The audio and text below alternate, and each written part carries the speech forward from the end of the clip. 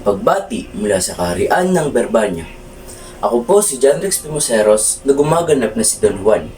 Ito ang aking proyekto para sa huling markahan ng Baitang Pito para kay Ginang Christine Joy O Navidad.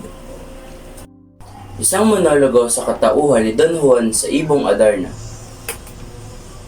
Ako si Don Juan, ang bunsong anak ni Haring Fernando at Rina Valeriana sa malayong kaharian ng Berbanya.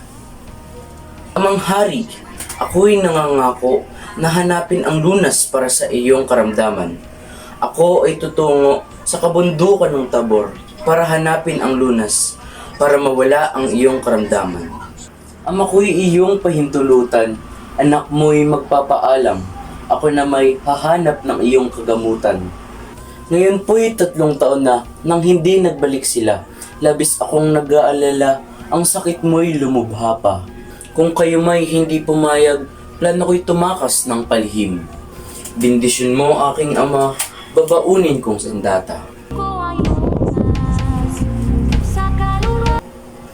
Ako'y iyong kahabagan, berheng kalinis-linisang may kapal, ng aking matagalan, itong matarik na daan.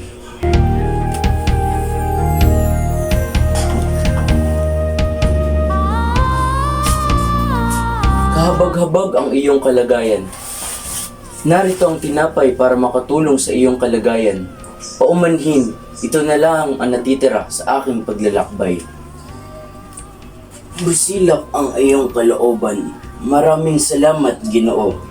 Tila ikaw ay may pakay. Saan ba ang iyong tungo? Ako ay naglakbay upang hanapin ang kagamutan para sa aking ama na may karamdaman.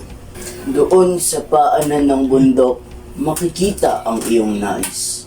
Iwasang matulog, sa kagandahan ay huwag maaakit. Ang iyong bilin at payo, aking tatandaan. Maraming salamat, matandang ermitanyo.